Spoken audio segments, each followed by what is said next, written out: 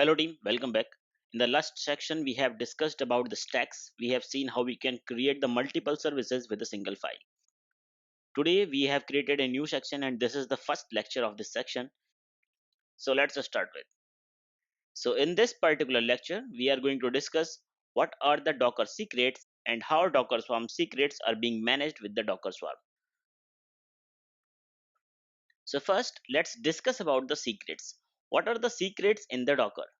Right, so secret could be anything. It could be a piece of information, it could be a piece of data, such as it could be the password, it could be your private key, it could be the SSL certificates, it could be another piece of data which is important from the application point of view. It may be your code as well, right?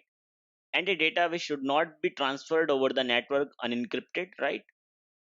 And particular data which should not be unencrypted in the Docker file or in the source code of your application.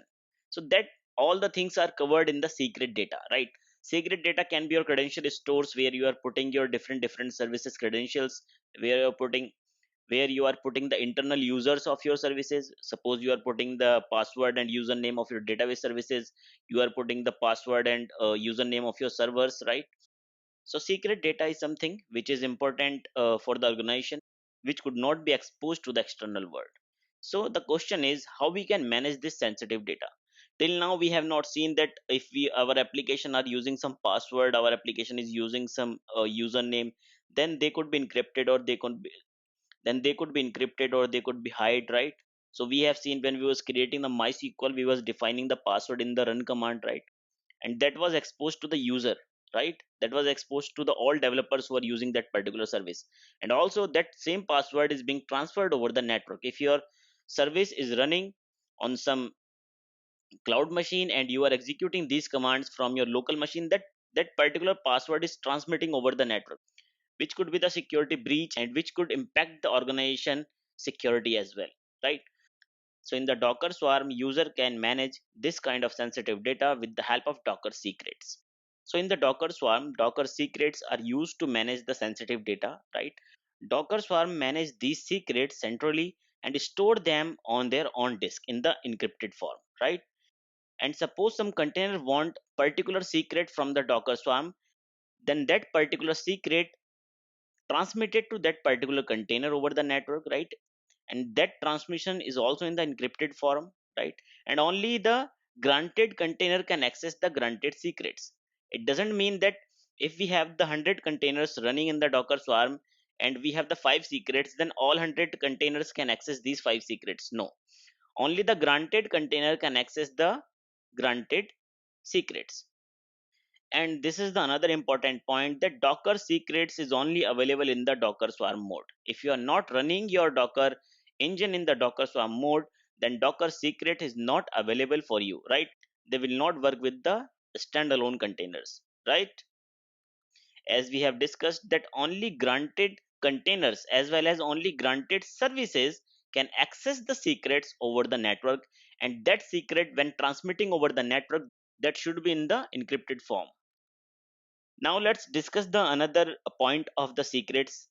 So when we are basically using the secrets in the Docker Swarm, so we are creating an abstraction layer between the containers and the credential stores, right?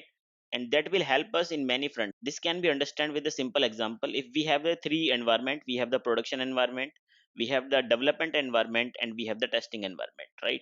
So we can define the different secrets for every environment. It doesn't necessary that all the containers which are running inside the development environment, in the testing environment, and in the production environment, they all can access the same credential store or same secrets. No, we can define the different secrets for the different environment. So we are creating an abstraction between the services, between the containers, and between the credentials, the secrets, right? Now let's discuss how Docker Swarm manage the secrets. So basically, we can use the commands to create the secrets, and when we are adding the secret on the Docker Swarm cluster, so this secret sent to the manager using the TLS connection. And what is the TLS connection? TLS is a cryptographic protocol that provides the communication security over the network by providing the communication encryption, privacy, and data integrity. So it means when we are creating a secret, that secret is basically sent to the Docker manager with the help of the TLS, and TLS is basically a very secure network protocol, right? Which encrypt your secret and transmit over the network. So it may also possible that we have the multiple managers available in our Docker Swarm, right? In that case, there is another mechanism which will be used, which is called Raft. So when we have the multiple managers, Raft manage the secrets on all the managers. So let's understand this with a simple example.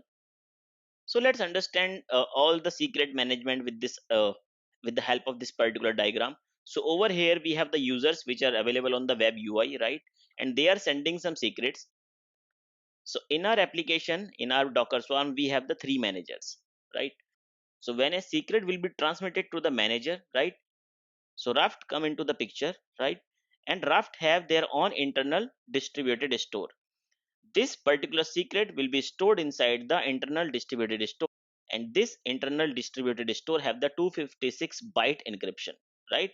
And all the managers which are available inside the Docker Swarm can access the secret from this particular internal distributed store, right?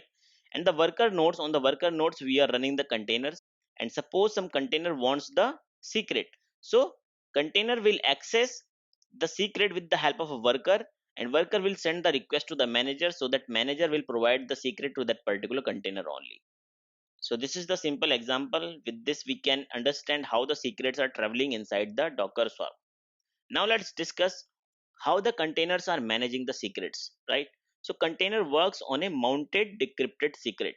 So why the container are using the decrypted secrets? Because when container need the secret, it need the actual string. Suppose you are set a password, right, and you are sending the password over the network, that is in the encrypted form, right?